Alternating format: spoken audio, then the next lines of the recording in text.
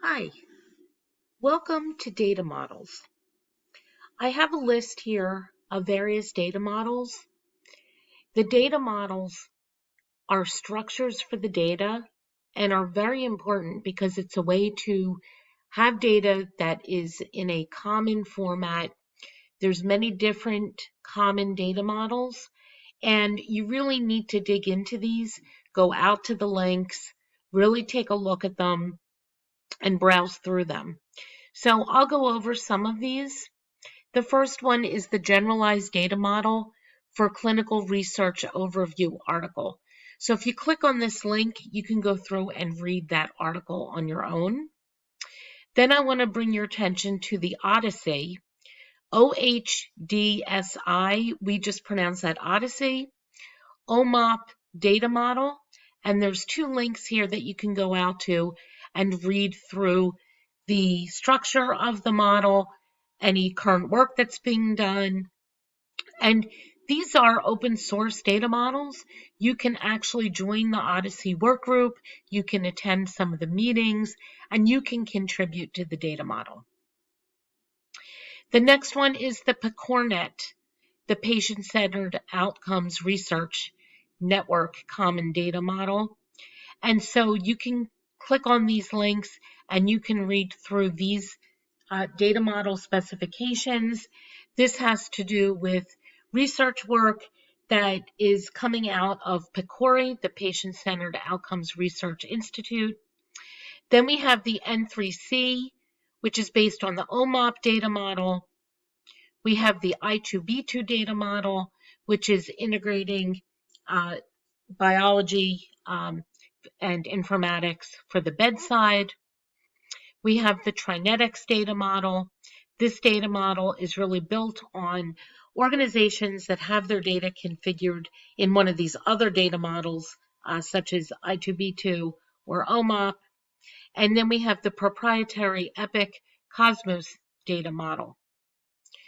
So I'm just going to click on these so that you can see them, but you'll really need to go through here on your own, right from Canvas, and read through these.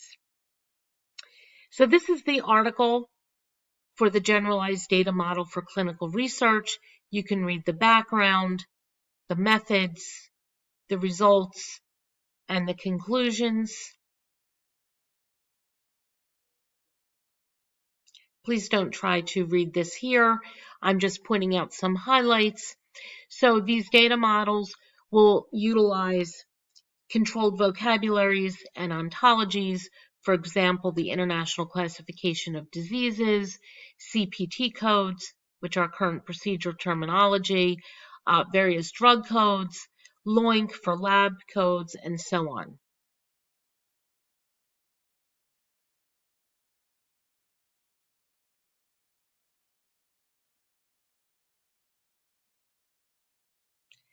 And this is a pretty easy to read and short article here, so it is important that you read through it. I just want to point out some other terminology here. EHR is electronic health record. ETL is extract, transform, and load. And typically folks in a data warehouse function are going to extract data from one system. They may need to transform that data or map it. For example, a patient registration system may collect data one way. There may be data that is formatted for specific types of race, ethnicity, and it needs to be mapped to meet meaningful use or other structures in the organization. And that is what we call transforming the data.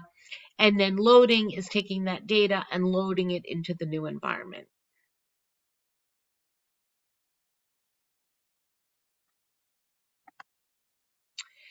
I'm going to move on to the Odyssey OMOP data model. And so you can go right out to odyssey.org. You can read all about this data model. Odyssey stands for Observational Health Data Sciences and Informatics. There are great spots to go to. If you're new to Odyssey, you can join these community calls if you want to. There's newsletters. There's so much to really dig into here.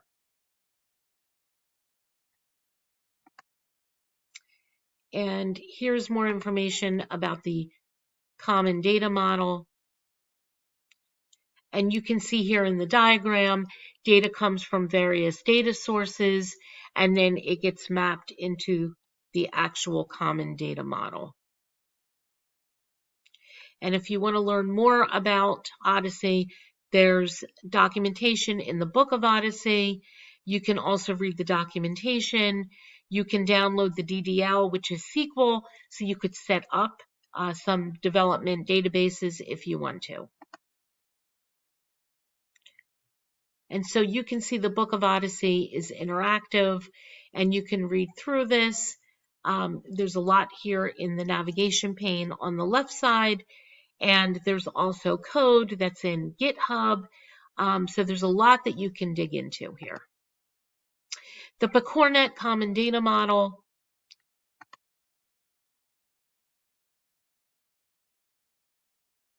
So the link here is to version 6.0.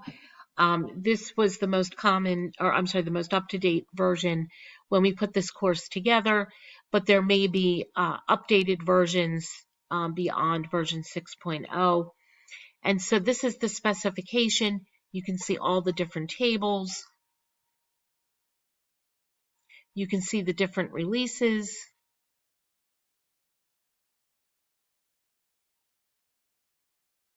Here you can see a very high level, almost like an entity relationship diagram, although the relationships aren't listed here. You can see different tables like demographic, enrollment, encounters, vital signs, dispensing. PRO stands for patient reported outcomes. This is typically data that's collected from surveys.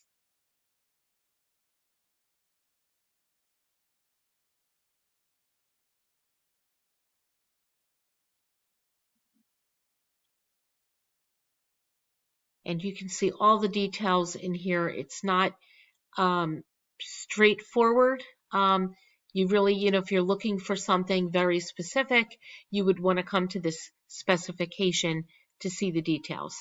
Here's one example of the demographic table, and you can see the field names here in the leftmost column, like patient ID.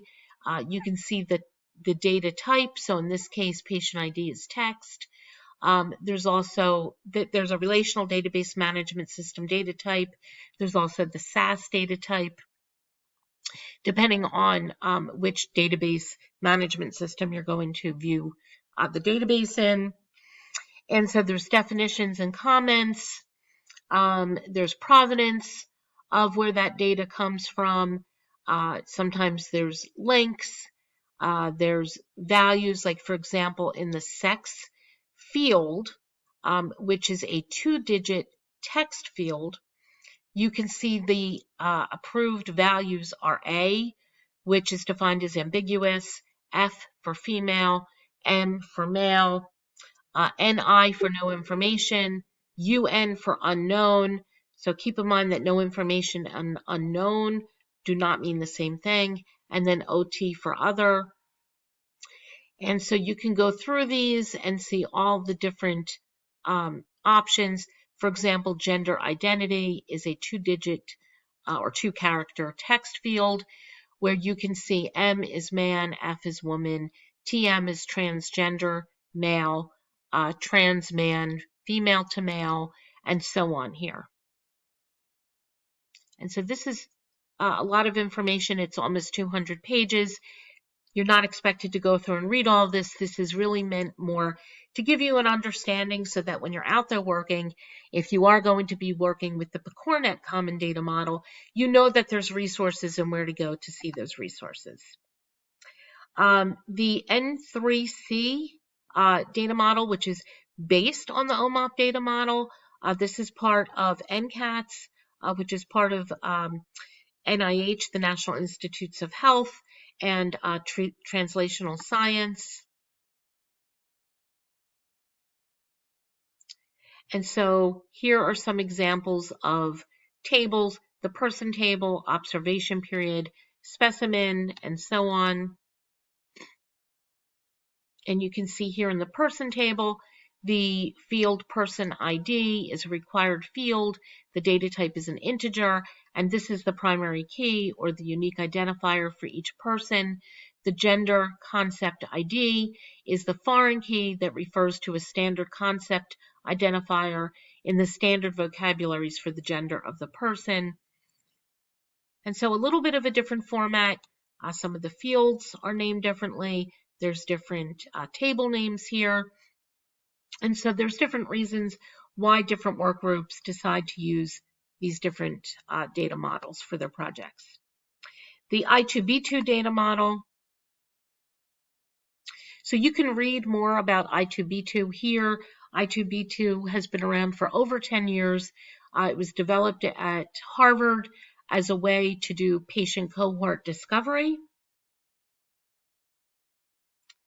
And you can go through here, you can learn about the STAR schema, and you can look at the CDM. So there's a fact table. That's how a STAR schema typically is designed, where there's one fact table, and then you have dimension tables around it.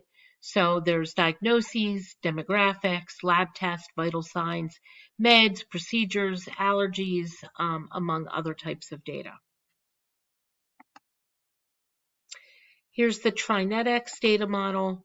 Some of this is a little proprietary, so if the information is not here, the details, you're not going to get the full details unless you are actually a customer from Trinetics. But this will give you a good overview here.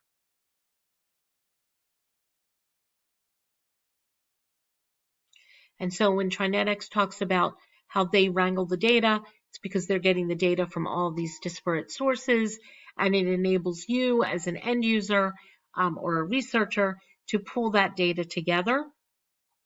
As a health informatics professional, you may be more on the development side or the operational side, where you're working to extract data from these different data sources and map them per the specifications of the data model and put it out there for principal investigators or other researchers to use the data, whether they're doing patient cohort discovery because they want to put together a cohort of patients for a clinical trial or other type of study, or they just want to do some basic analysis. And then Cosmos, which is an Epic product, so you're not going to find exact documentation here unless you've gone through the training and you're a customer of Epic. But this is a nice article about the Cosmos Collaborative and how they aggregate data together. And so again, I'm just skimming through this to show you this, but you can come out here and read this short article, and you can see the data variables. This is as of June 2020. As a Cosmos user myself, I know that there's even more in here now, especially around social determinants of health and other types of form data. So you can see demographics, encounter details, problems, diagnoses, surgical history, social history, family history, and so on.